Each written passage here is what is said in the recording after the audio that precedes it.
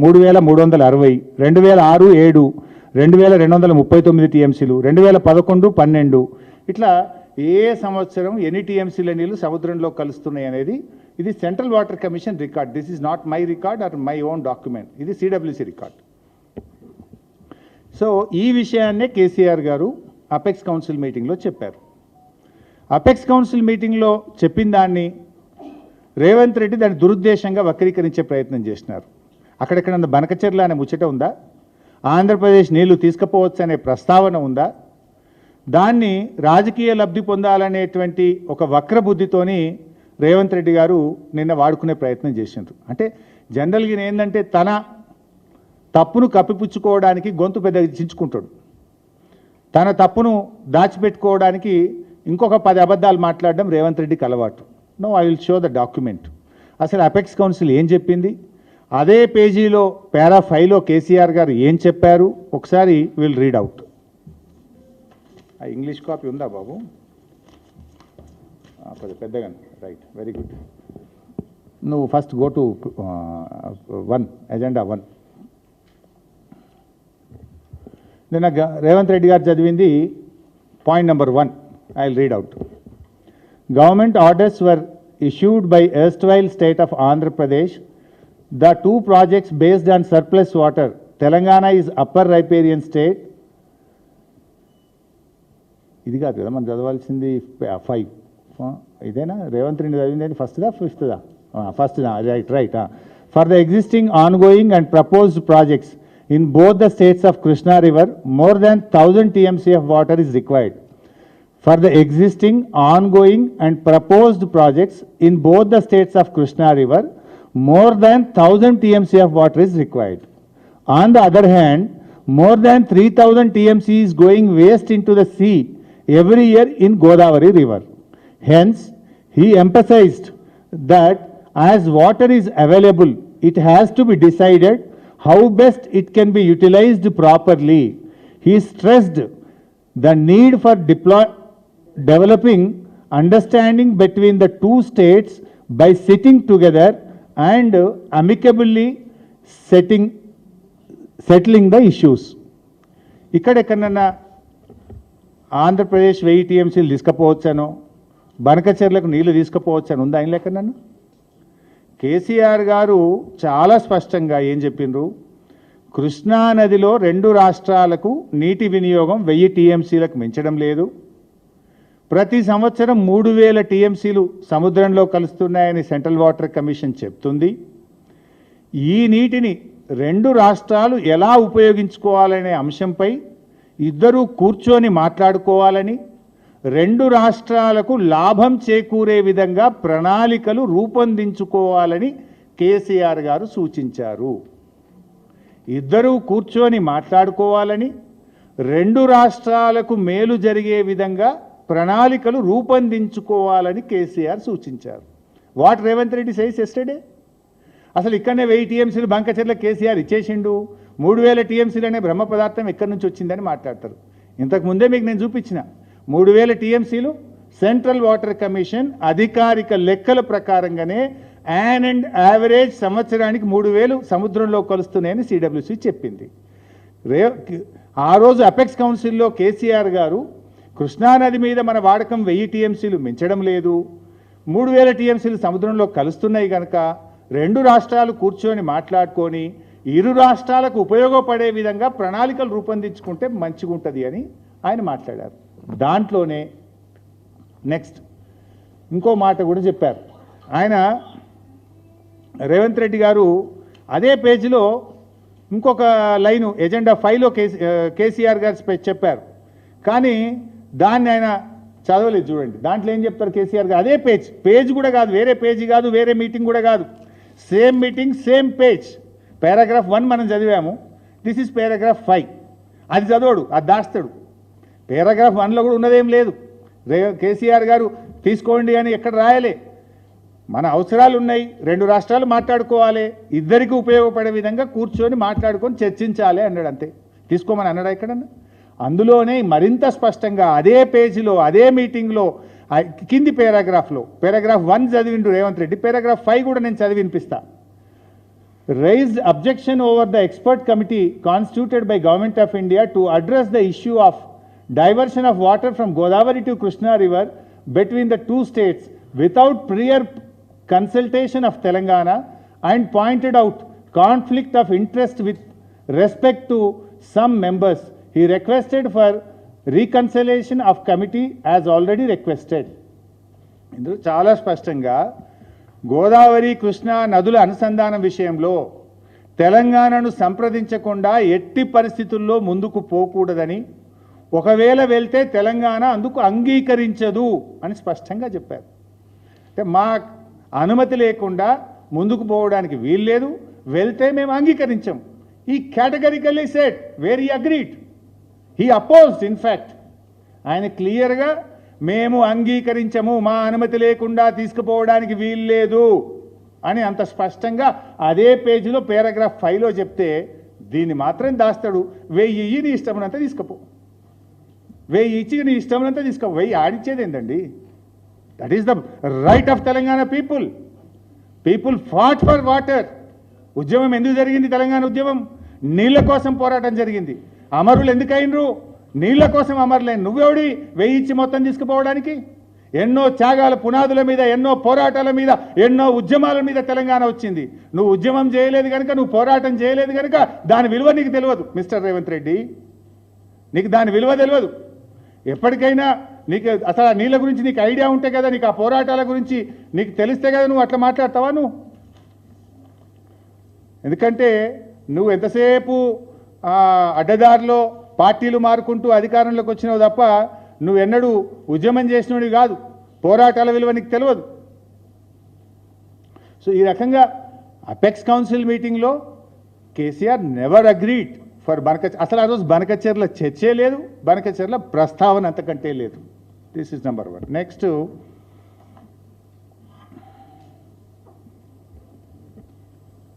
ఇక జగన్మోహన్ రెడ్డి గారితో మీరు మాట్లాడారు అని అదొక బురదలుతాడు. అసలు ఎక్కడన్నా ఎజెండా ఉంటే బయట పెట్టు. ఆ రోజు జగన్మోహన్ రెడ్డి గారితో మాట్లాడింది కూడా ఇదే విషయం. కేసీఆర్ గారు ఆ రోజు చెప్పింది ఏంది? అది ముందుకు పోలే, జగన్మోహన్ రెడ్డి అంగీకరించలే, మనం కూడా ఒప్పుకోలేదు. కేసీఆర్ గారు ఆ రోజు ఏం చెప్పిండ్రు? ఆ రోజు నీళ్లను నాగార్జున సాగర్ టేల్ పాండ్కి తేవాలి, టేల్ పాండ్ నుంచి నాగార్జున సాగర్కి తేవాలి, నాగార్జున సాగర్ నుంచి శ్రీశైలంకి తేవాలి, అంటే నదీ మార్గంగా నీళ్లు తేవాలి అని చెప్పింది కేసీఆర్ గారు. అట్లా తెస్తే ఏమవుతుంది? నాగార్జున సాగర్ కింద మన ఎడమకాలు ఆయకట్టు ఉంది, నాగార్జున సాగర్ మీద మన హైదరాబాద్ మంచినీళ్ళు ఉంది, శ్రీశైలం మీద మన పాలమూరు ఎత్తిపోతల పథకం ఉంది, మన కల్వకుర్తి ఉన్నది. సో వీటన్నిటికీ లాభం అవుతుంది, మన షేర్ మనం తీసుకోవాలనేటువంటి ఉద్దేశంతో ప్రతిపాదన పెట్టినాం. కానీ ఇవాళ వీలు పెట్టింది ఏంది? నది మార్గం కాదు, తెలంగాణకు టచ్ కాకుండానే అవతలకెళ్ళి బనకచెర్లకెళ్ళి లేపుకపోదామని వాళ్ళు చూస్తుండ్రు. దీన్ని ఆపాల్సిన బాధ్యత మనకు లేదా? ఆ రోజు కేసీఆర్ గారు in the interest of Telangana, మనకు ప్రతి 4 ఏళ్లకు 5 ఏళ్లకు ఒకసారి కృష్ణా డ్రై అవుతుంది, కృష్ణాలో నీళ్ళు వస్తలేవు, మంచినీళ్ళకు కూడా ఇబ్బంది అవుతుంది హైదరాబాద్కు. మనకు నాగార్జున సాగర్ ఎడమకాలు ఆయకట్టుకు క్రాప్ హాలిడే ప్రకటిస్తున్నాం, ఇస్తే ఒక పంటకు ఇస్తున్నాం. అందువల్ల నది మార్గంగా నాగార్జున సాగర్ శ్రీశైలంకు తెచ్చుకుంటే సో దట్ ఏదైనా డ్రై అయినప్పుడు కూడా మన రాష్ట్ర వాటా మనం దాంట్లో పొందొచ్చు అనేటువంటిది మన ప్రతిపాదన. దానికి జగన్మోహన్ రెడ్డి అంగీకరించలేదు, ఒక్క అంగుళం ముందుకు పడలేదు. నువ్వేదో రాసిచ్చిండని మాట్లాడుతూ all fake, all non sense, all silly. ఇంకా మాట్లాడతాడు అసలు తెలంగాణలో ఒక్క ప్రాజెక్టు కట్టలేదని మాట్లాడతాడు. అసలు సమైక్య రాష్ట్రంలోనే బాగా పని జరిగిందంటాడు. ఇక అదే ధ్యాస అయినకు ఎంతసేపు అదే ఆ చంద్రబాబు నాయుడు దాంట్లోకి వెళ్ళి బయటకు వచ్చేట్లేడు. సమైక్య రాష్ట్రంలో పని బాగా అయిందట.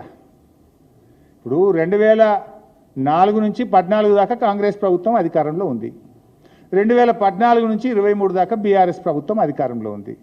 అప్పుడు రాజశేఖర రెడ్డి గారు కాంగ్రెస్ ప్రభుత్వం జలయజ్ఞం అని ఓ పెద్ద కథ పెట్టిండు. ఇదే రేవంత్ రెడ్డి అప్పుడు జలయజ్ఞంగా ధనయజ్ఞం అనుకుంటే అదే కాంగ్రెస్ను పొలు తిట్టిండు. సోనియా గాంధీ బలిదేవత అంటాడు, దేవత అంటాడు, జలయజ్ఞం ధనయజ్ఞం అంటాడు, ఇప్పుడు చాలా గొప్పది అంటాడు. ఇక ఆయన నోటికి మొక్కాలనుకోండి. 2004 నుంచి 14 దాకా కాంగ్రెస్ ప్రభుత్వం అధికారంలో ఉన్నప్పుడు తెలంగాణలో ఇచ్చిన ఆయకట్టు 6,64,000 ఎకరాలు. 10 ఏళ్ల కాంగ్రెస్ హయాంలో తెలంగాణ ప్రాంతంలో వచ్చిన ఆయకట్టు 6,64,000 ఎకరాలు. బీఆర్ఎస్ 9.5 ఏళ్ళు, అందులో 2 ఏళ్ళు కరోనా, 9.5 ఏళ్ళ బీఆర్ఎస్ హయాంలో ఇచ్చిన నీళ్లు 48,74,000 ఎకరాలు. నక్కకు నాగలోకానికి ఉన్నంత తేడా. ఇందులో 5,71,000 ఏమో కొత్త ఆయకట్టు కాంగ్రెస్ హయాంలో, 93,000 ఎకరాలేమో స్థిరీకరణ.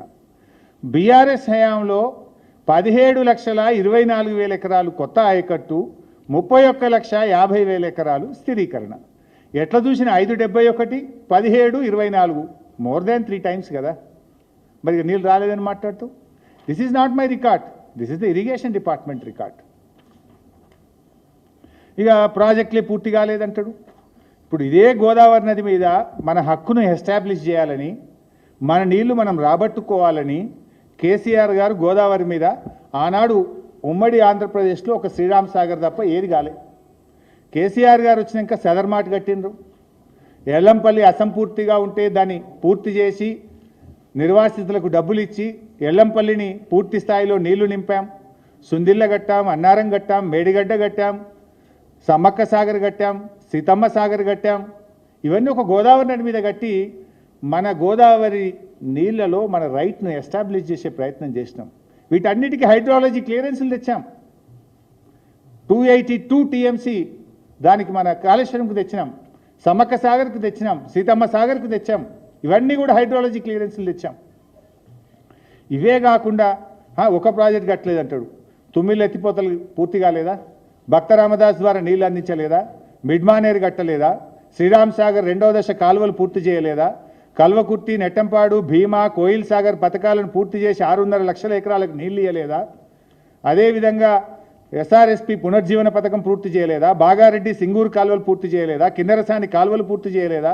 గొల్లవాగు, మత్తడివాగు, పాలెంవాగు, ర్యాలీవాగు, గడ్డెన్న శుద్ధవాగు, చౌటపల్లి హనుమంతరెడ్డి ఎత్తిపోతల పథకం, గూడెం ఎత్తిపోతల పథకం, బేతుపల్లి వరద కాలువ, గట్టుపొడిచిన వాగు పూర్తి చేయలేదా?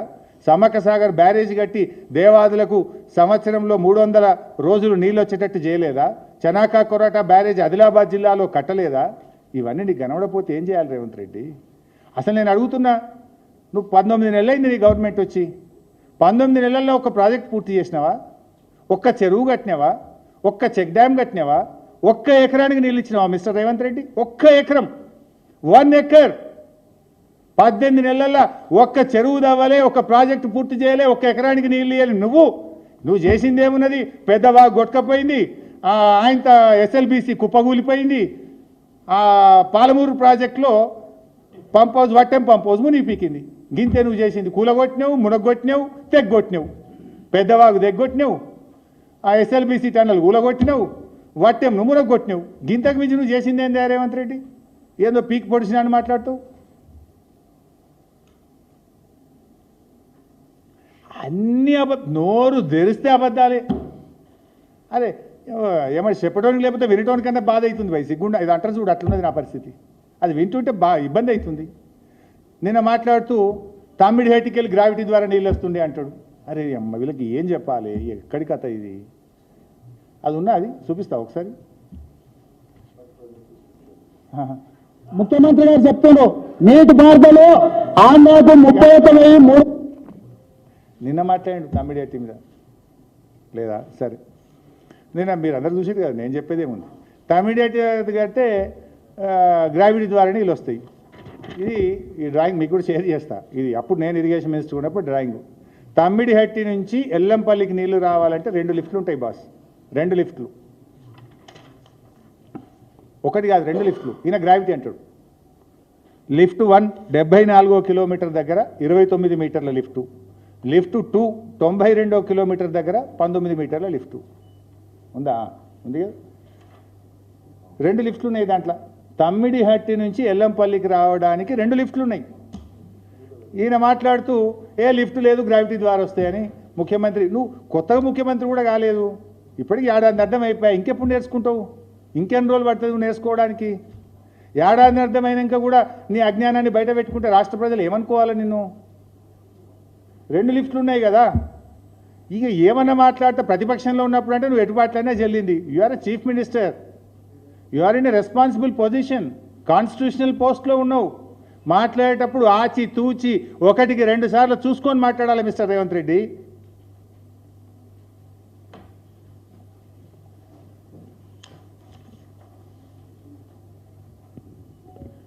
ఇక ప్రాణహిత గురించి ఇంకోటి మాట్లాడండి. సరే, ఇదేమో గ్రావిటీ అన్నాడు. ఇప్పుడేమంటాడు మళ్ళా, అరే ప్రాణహిత దగ్గర మేము ఇంత పని చేసినాము, అంత పని చేసినాం, అసలు ప్రాణహిత కడితే అయ్యేపోతుండే, ఎంత అల్కట్ పని అన్నాడు. అదే ప్రాణహిత గురించి ఇదే రేవంత్ రెడ్డి 2014 అసెంబ్లీలో ఏమన్నాడో చూద్దాం.